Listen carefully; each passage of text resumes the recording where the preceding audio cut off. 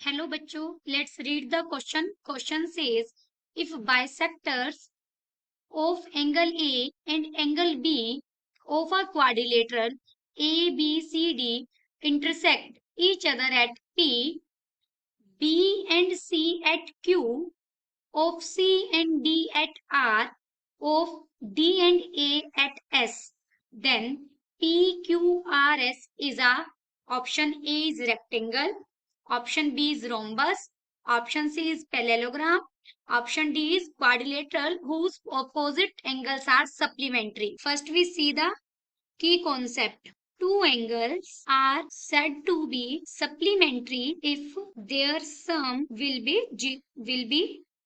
180 degree. यानी कोई दो एंगल है मेरे पास ए और एंगल बी, अगर उन दोनों का सम 180 डिग्री आ जाए तो हम एंगल ए और एंगल बी को क्या कहते हैं? They are supplementary. क्योंकि हमारे फोर्थ ऑप्शन में quadrilateral whose opposite angles are supplementary given है, तो हमें सप्लीमेंट्री का मीनिंग पता होना चाहिए. Now we start the question. देखिए अब क्वेश्चन में क्या दिया हुआ है, हमारे पास ए बी सी डी एक क्वाड्रिलेटर गिवन है. एंगल ए और एंगल बी का बाइसेक्टर, यानी जो ये लाइन ये है, ये वाली लाइन, ये बाइसेक्टर है एंगल ए का, यानी एंगल ए को दो इक्वल पार्ट्स में ये डिवाइड कर रहा है. और ये वाली लाइन, इसे नाम दे देते हैं पी, ये है हमारा क्यू आर एस. जो ए एस लाइन है वो बाइसेक्टर है एंगल ए का, बी क्यू लाइन है वो बाइसेक्टर है एंगल बी का, जो राइट करते हैं इन quadrilateral A, B, C, D. This is the symbol for quadrilateral. AS, BQ, CQ and DS are angle bisector of angle A, angle B, angle C and angle D respectively. देखिए ये वाला angle जिसे हम बोल सकते हैं QPS, ये QPS angle equal हो जाएगा APB के. Angle QPS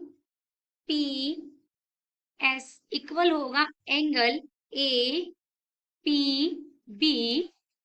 vertical opposite angle, vertical opposite angle हमेशा इक्वल होते हैं और ये दोनों हमारे क्या बन रहे हैं? Vertical opposite angles. इसे हम इक्वेशन फर्स्ट मार्क करते हैं. In triangle A P B angle A P B plus angle P A B, हमें पता है किसी भी ट्रायंगल के तीनों एंगल्स का सम ऑलवेज 90 डिग्री होता है.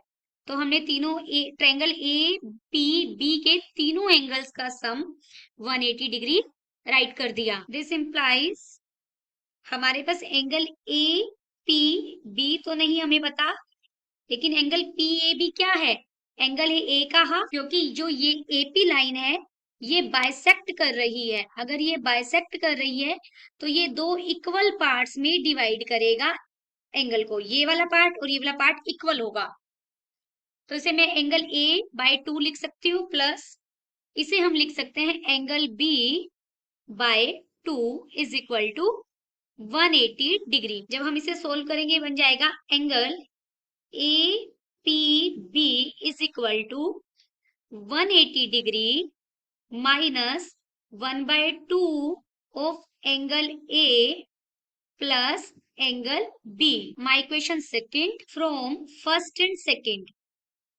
फर्स्ट एंड सेकेंड, फर्स्ट और सेकेंड से हमें क्या मिला कि angle Q Q P S equal हो गया 180 degree minus 1/2 of angle A plus angle B.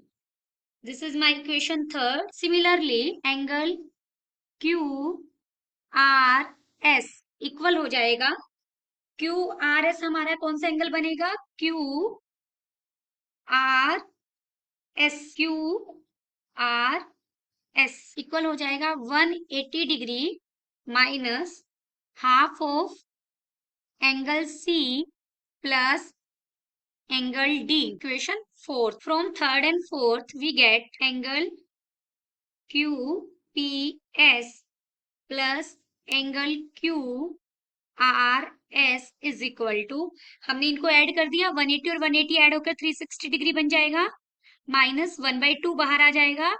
This is angle A plus angle B plus angle C plus angle D. Bracket में चारों हो जाएंगे.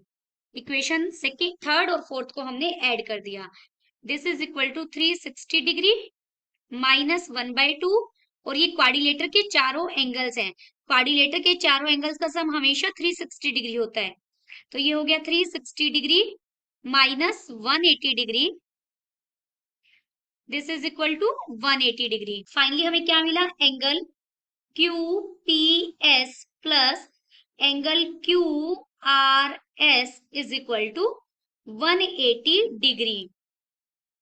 जो एंगल QPS है ये वाला और QRS ये सामने वाला, ये अपोजिट एंगल है. छोटी सी जो क्वाड्रिलेटर बन रही है एक क्वाड्रिलेटर के अंदर, PQRS, इसमें ये दोनों एंगल कैसे हैं? अपोजिट एंगल्स हैं.